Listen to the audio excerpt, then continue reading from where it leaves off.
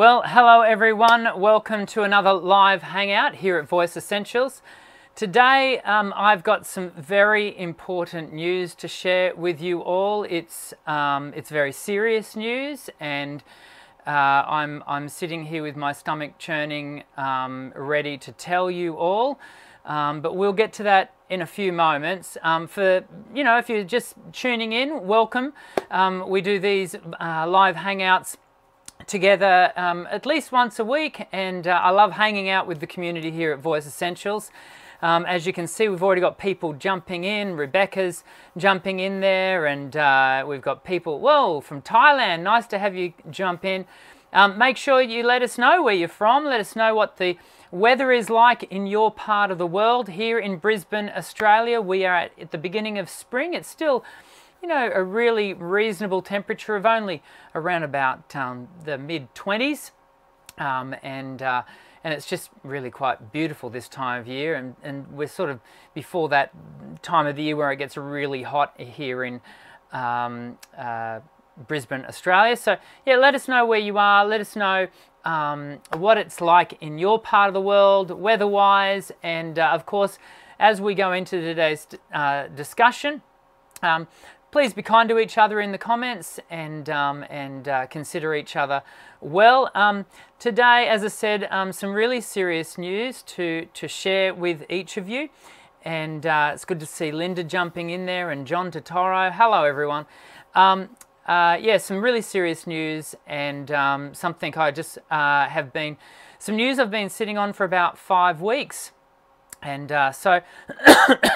Yeah, it's I'm very nervous. I don't know why I'm nervous. I guess it's something I've been wanting to share with you as a group for quite some time, and because you really are, you're a part of my community, and but it's news that I had to keep private for a period of time until all the information was at hand. So look, without any further ado, let's get into the show. Of course, by the way, as always, please make sure that you write your questions in the notes section, in the comments section, in the live chat, because I really want to be able to answer your questions a little bit later on in the show, after I've given you this information, and we've talked through that, and I dare say you're going to have questions about what we're going to discuss today. So without any further ado, let's get on with the show. Sound check. Check 1, check 2.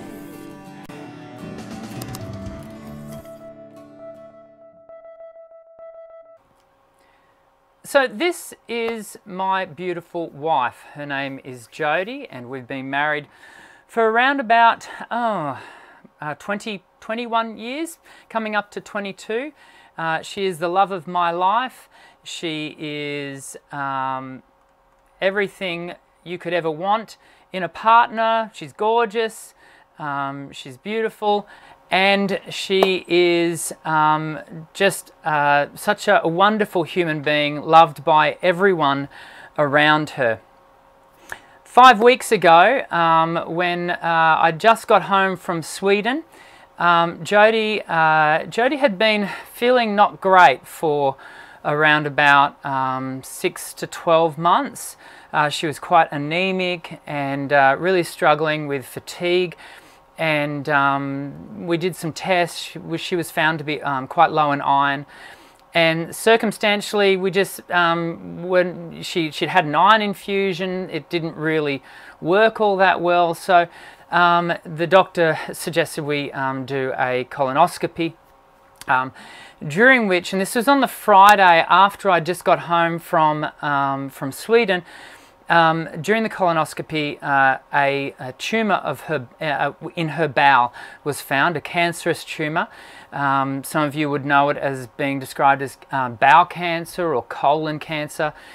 And to say that we were shocked, Jodi's only 40, to say that we were shocked would be an understatement. I can still just picture myself in my mind's eye standing next to the bed that Jodi was recovering in after the colonoscopy, looking at the gastroenterologist just in shock. It was crazy. I can't even explain or express to you what I felt at the time. Look, I know as we talk about this today that we're not the only ones to have experienced this. I know that many in my community here at Voice Essentials will have experienced the impact of cancer either on themselves or a loved one.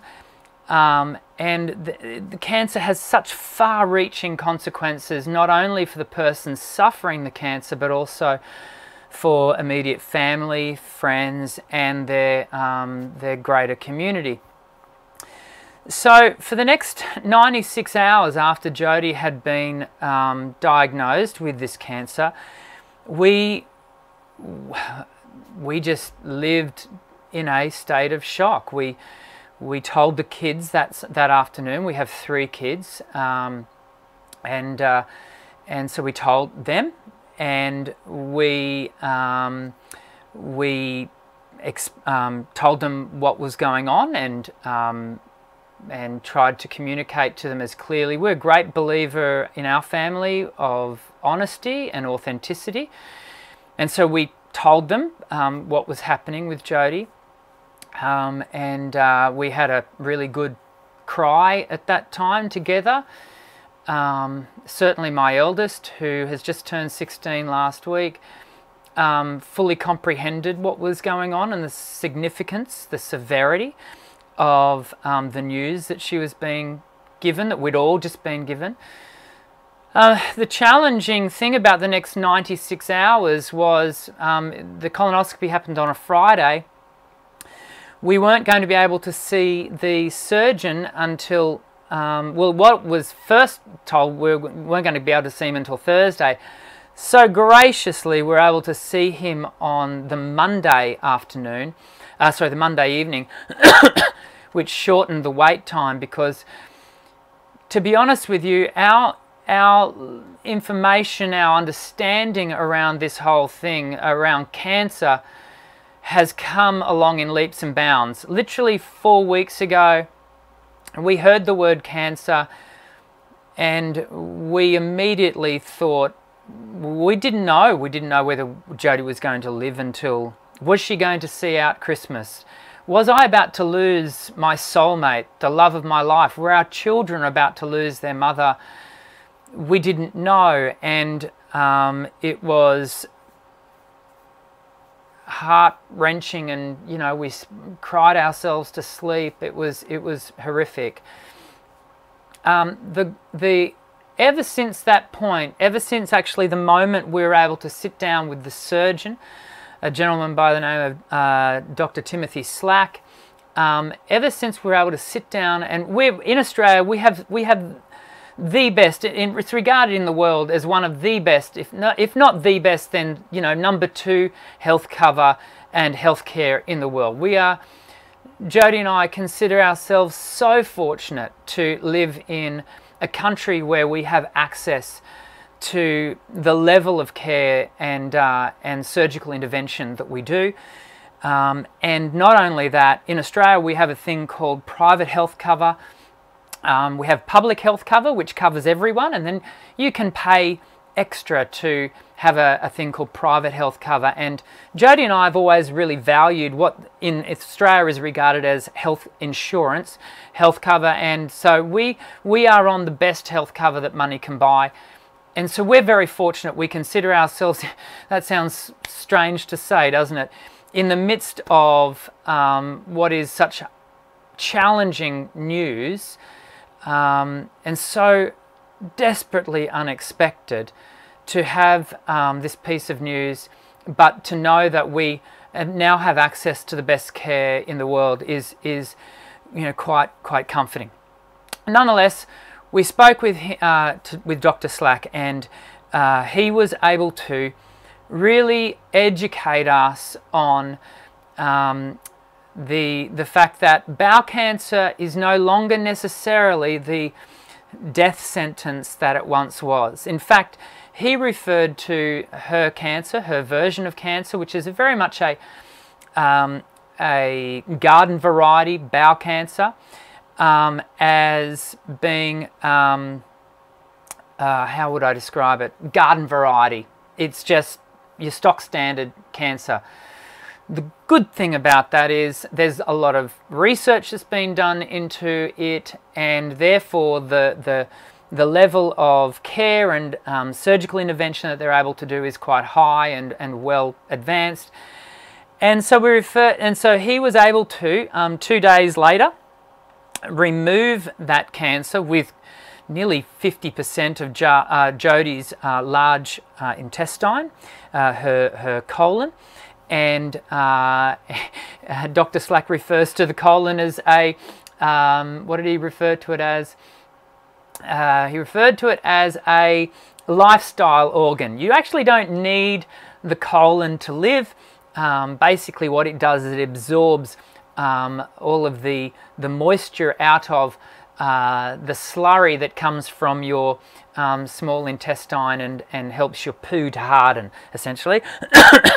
And so anyway, Jodi had that removed and had the cancer removed. We were warned in going into this process that there is a condition known as Elias that can onset, and it onsets in 50% of patients who have this type of surgery. Basically it's the bowel shuts down and doesn't reboot, and it can make you quite sick.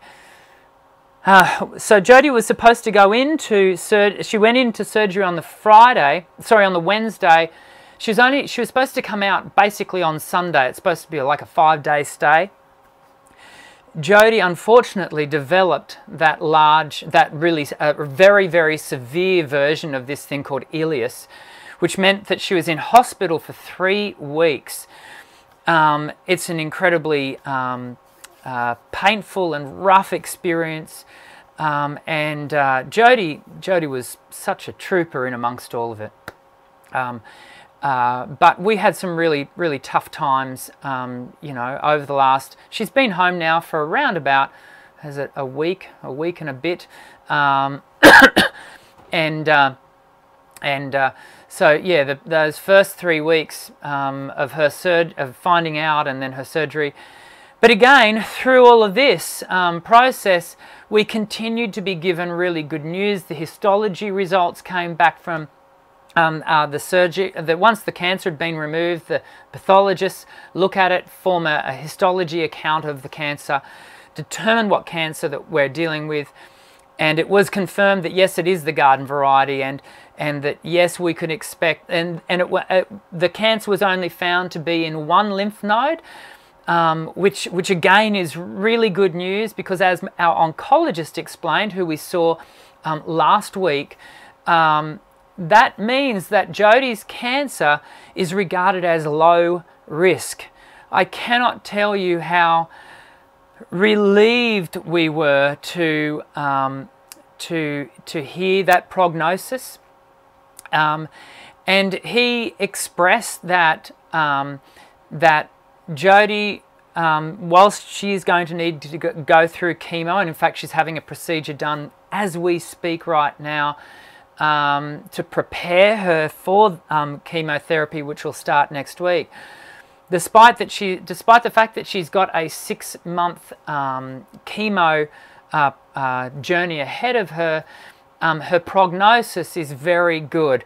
And in fact, the oncologist's language was they are treating Jodi with chemo to the view of curing her. These were the words that the oncologist used, with a view to curing her of the disease. And basically chemo is a bit like ensuring that any rogue cells, any rogue cancer cells that may be currently, you know, being distributed through her body will be destroyed and not be able to take root in any other any other organs. And it's usually, from bowel cancer, it's usually your lungs and your liver that the cancer would then attack. And of course, again, we were very fortunate. The MRI showed that Jodi has no other lesions that we need to be concerned about in her lungs or her liver. So again, more good news. And but you know, throughout all of this, we understand, again, many of you have had contact with cancer, whether it be in your own life or in the lives of loved ones, family, friends, that the prognosis is not always good. And we really do consider ourselves so fortunate that despite the fact that this journey is just horrendous and very difficult for us as a family, we consider ourselves fortunate that that Jodi should expect a long and full life after she goes through what is going to be a very challenging period of chemotherapy. Because she's so young and because she is fit and she is healthy, Jodi is going to be they are going to really hit her quite hard with the chemo, and in many respects that's our insurance policy against it returning. We will have a psychological, and Jodi and I continue to really talk with one another. We have a psychological journey ahead of us because, you know, it can be a really confronting thing when you realize your body has kind of, I don't know, let you down a little. And that's to think that your body would work against you like that. But we're expecting that the oncology nurses and even those people that she will sit alongside having her chemo will be a big part of that process. Excuse me. As far as our children go, they've come along that journey with us. It's been a really difficult time, but we have got there. They had to put up with their dad being a little bit tired and angry. I did get to the point of exhaustion back and forth from the hospital all that time, but they've been real troopers, and I'm really proud of the way they have responded. And yeah, this is going to be a really sounds funny to say, but I think this will be a really enriching time for us as a family. I don't say this with any glib or glee. You know, that which doesn't kill us makes us stronger. And I think in this particular case, I think that will certainly be true. We are expecting that we will come out the other end of this the richer for the experience. I don't want to give cancer any more its due than it deserves, but you know, it is a part of life. You never think it's going to be you. You never think that those statistics that we often hear in the, you know, medical reports on the news and all that sort of stuff, you never think it will be you, but here it is. You know, it is us. We are that family. And so there you go. We have been so well supported by close friends and family. We are a part of a church community as well, and so our tiny local church community have been just wonderfully supportive, and our closest friends and family who have just all rallied in amongst their own grief and challenge. They have really rallied to support us, and so we really consider ourselves very fortunate that we are surrounded by so much love and practical support. And so to talk about the YouTube channel now, you might be wondering, well, but Daniel, you've been live for the last, you know, there was last 2 or 3 weeks I've been live, and that is true, I have. And there was a couple of occasions where I went to tell you the news and I thought, no, I don't want to tell you as my online community too soon, because we didn't really have all the information. I didn't want to, you know, there have been times where our alert, you know, our sense of concern was really heightened around certain things. And despite the fact that we really do have quite a journey ahead of us with the chemo, and there's lots for us to learn. We're going into chemo education on Wednesday. We kind of have all the information now, and I was waiting to tell you all about that. All of the pre-record videos, you know, quite fortuitously, I had prepared all of those pre-record videos. I had slated all of those ready to go before I left for Sweden, and so fortunately they've just been, you know, going live once a week. But as far as the live videos, I just don't want you guys to feel like I was wanting to keep you guys in the dark as to what's happening in my personal life on this level. I just wanted to be ready to tell you and be able to give you the full picture and the full story. And I will continue to do that over the coming weeks and months as Jodi travels along the journey. It's certainly not going to become the focus of our channel. Ultimately, we all come here to sing, and that's what I want this channel to remain. I want it to remain a channel where we all come together and we encourage each other. But of course, I'll keep giving you all updates as to my apologies, as to where we're at and what's been going, and what's been happening with Jodi. But they'll be short, sweet, and just to keep you, give you some insight and keep you up to date with our lives. Because at the end of the day, yes, look, I'm a trained singing voice professional, but you know, I'm a human being, and with faults and life experiences that sometimes you prefer not to have.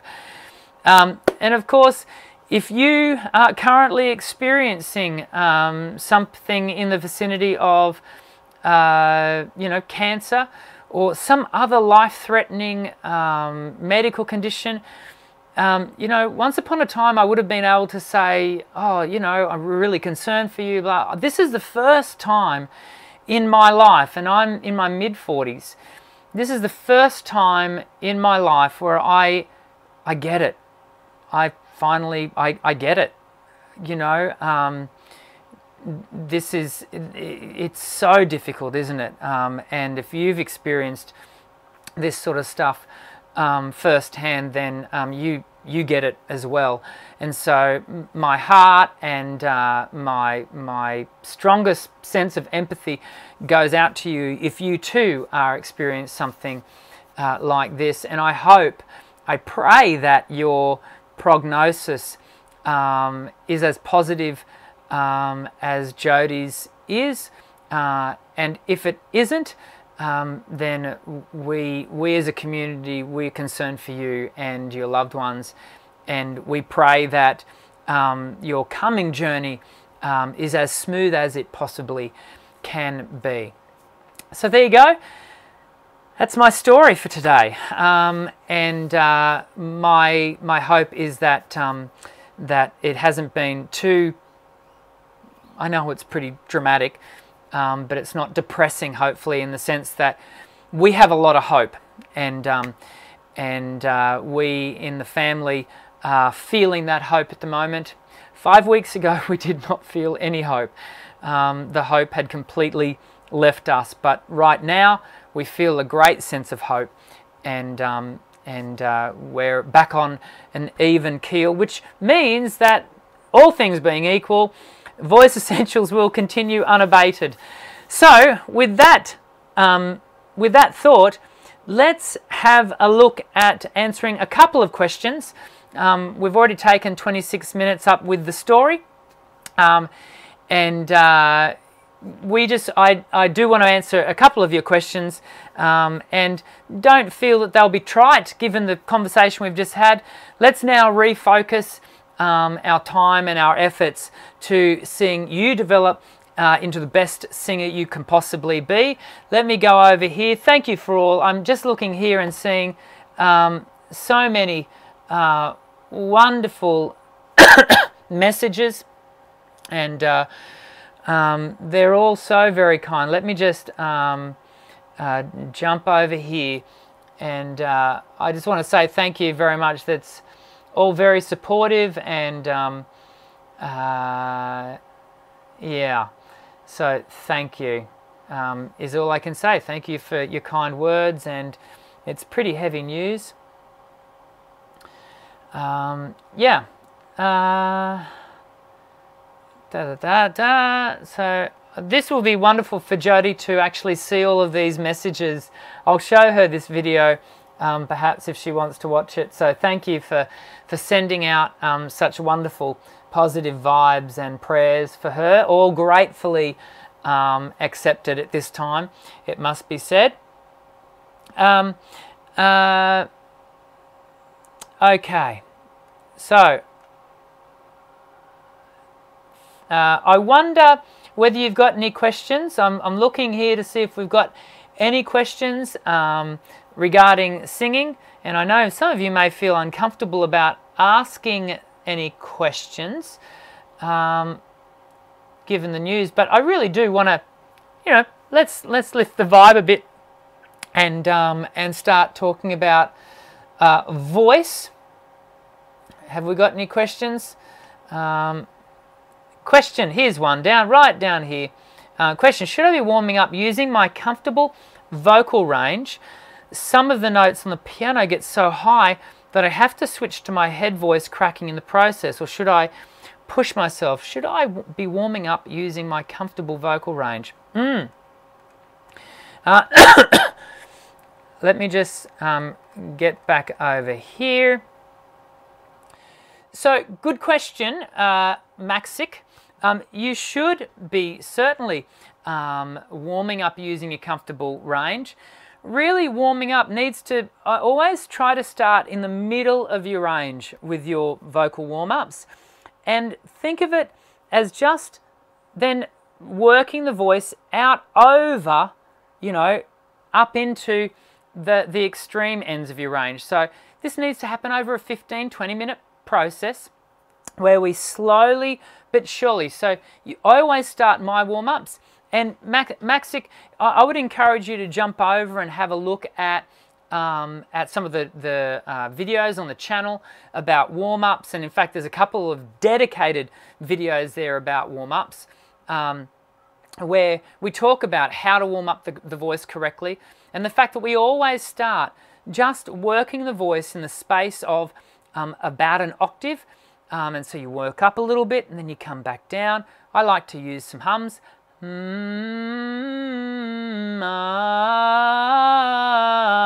Equally, you can use some lip bubbles, and these sorts of things sort of do get us just going. And then as we start to get that blood flow, which is what warm-ups are all about, is encouraging blood flow. As you start to get that, then you can start to stretch out the muscles, and you start to just stretch it out over an octave and a half, and then over the next 2 or 3 minutes out over 2 octaves. And yes, you do start to take the voice out through your transitions, and so be sure to, you know, be doing that. Yeah, just stretching the voice out over you know, to what most people work with is about 2.5 octaves. The human voice is anatomically, on average, able to work over about 3 to 3.5 octaves, but most developed singers have a 2.5 octave range that, you know, gives them plenty of scope. So that's what you'd be looking to warm up over. I hope, Maxic, that's helpful. And Linda's just written a lovely quote there. Remember Tolkien's quote, "A divine punishment is also a divine gift," and that is certainly what we're experiencing, Linda, with Jodi. And yeah, so thank you, everyone. What is your advice? Linda Lee is asking, Dr. Dan, what is your advice regarding song choice and preparation, etc., to enter a television singing competition? Oh, Linda, I have a real soapbox when it comes to TV talent shows. And I've done 2 whole series called The Fifth Chair, which was kind of a weekly review of not last year's, but the year before and the year before that's Voice Australia. Linda, for the most part, I detest singing TV talent shows because of what they do to artists. They certainly put out that they love artists and that they are wanting to develop artists. Nothing could be further from the truth, Linda, and I would so strongly recommend to you that you seriously consider whether or not you go on such a program. Can I encourage you to go over to my website? If you go to drdan.co and go to the blog tab and go looking for, in fact, I wonder if I can bring it up for us all. I'll show you, Linda. Hopefully I can show you. So this is, hang on a second. I'll show you, Linda. Let me get rid of this. Here we go. So Linda, this is my website. If you go to Dr. Dan's blog, and if you come down to this, where is it? The bottom one currently, Sacrificing Our Artistic Young. Linda, I want you to have a read of that, if it'll come up. There we go. I want you to have a read of that article, Linda, and watch. There's a little video down here. Have a watch of that video. I want you to really seriously consider what is said in that, because I do have some very serious things to say about TV talent shows. I have trained many singers who have gone on to the very high like finals of these shows, and it's nearly categorically across the board, I should say, been a negative thing. It has not been a positive thing in their life, and it can psychologically leave you scarred. Please have a read of that article, Linda, so that you can learn a little bit more. I know it's tempting to participate in these programs because they will love bomb you. If you're being invited to audition, they will tell you that you're the best singer since sliced bread. Be very wary of he who speaks with forked tongue. Often these are, to use another analogy, wolves in sheep's clothing, and I want you to be very careful if you choose to participate in these kinds of programs. That's all I'll say on that subject today. Perhaps we can do a whole live event where we discuss that, but for now, let's just jump over here, and I'll answer one more question. And where are we going here? I'm going to give this one to Matt Wallace. Matt's left a question. Let me see if I can bring it over here. Apologies, just give me a moment. So Matt is asking this question here: is this normal to a certain extent, or am I just using not correct? Oh, here we go. So question up higher. Hey Dr. Dan, after a day of singing with my busking, the next day my voice will be a little hoarse, or the quality of my voice, especially the high register, will be decreased the next day. Matt, that suggests to us that you perhaps have just overdone it a little. And busking is notorious for this because more often than not you're doing it without amplification, and so your voice will be often struggling with getting projection. If you do have amplification, then the challenging thing about it is often your amplification just goes straight out from you into wide open space. There's no reflective surfaces for the sound to come back at you. And so what happens is you end up overdriving the voice. Not only that, often buskers, and Matt, I don't know your personal experience, but often buskers will find themselves, you know, actually working long hours. They'll be out there for a few hours. And so you're working in less than optimal circumstance, often surrounded by street noise that is quite loud, and so the levels that you have to work out are quite high. And so it's not unusual for those who have busked, and I used to busk in my my late teenage years, especially during Christmas, because it was tended to bring in a bit of dollar. It's not unusual to get to the end of that and be quite vocally fatigued. My advice is that you follow up your sessions of busking with good sessions of vocal rest. Find yourself an inhaler. You can find the inhalers on my website that we just had a look at, but also at chemists, and you just breathe on the steam. That's a great thing to do as a part of your warm down regime, your cool down regime, which I'd also be encouraging you to do. Ultimately, what we're looking to do after such a big load is to make sure that we work the lactic acid away from our vocal folds so they don't become all locked up with that cementy type substance we refer to as lactic acid, which gives us that fatter, sort of heavier feeling in the voice, and will also impact and reduce our upper register a little bit later on. So it comes down to, just make sure you are observing all of the things that you know to observe, Matt. Good warm-up, good hydration. See if you can address your fold back. If you can develop some fold back, that would be really beneficial to you. Also, make sure you're warming down well and with having good periods of vocal rest after you have done your busking. So in short, Matt, you're experiencing very normal things, but they're normal things that you can learn to work through and mitigate the effects, but be very careful. Busking is high load, and you have to account for that accordingly. So I hope that's helpful.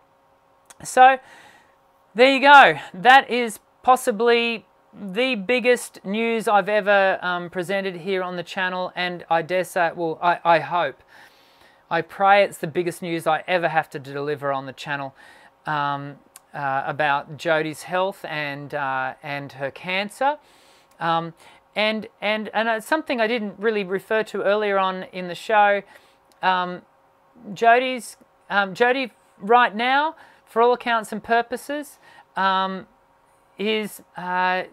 we are working towards a cure, an outcome that is, how did the oncologist saying? We are working towards curing Jodi with the oncology, with the chemotherapy, but it's going to be a big, long journey. I will keep you up to date with how she's going, just with little short updates.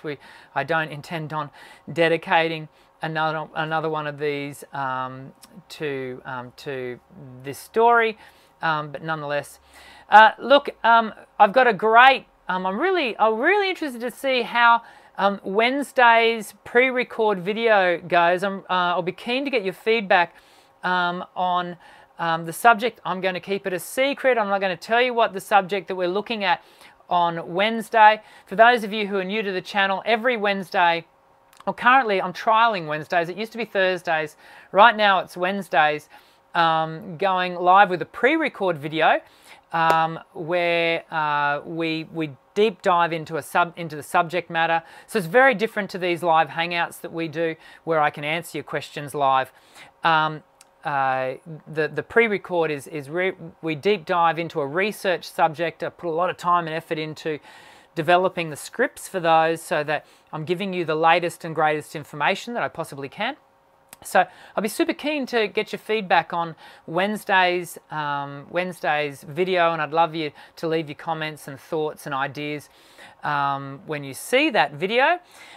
If this is the first time you've ever joined us on a Voice Essentials video, welcome. We are a wonderfully warm, encouraging, as you can see from all of the wonderful comments that have been left in today's comments, chat section.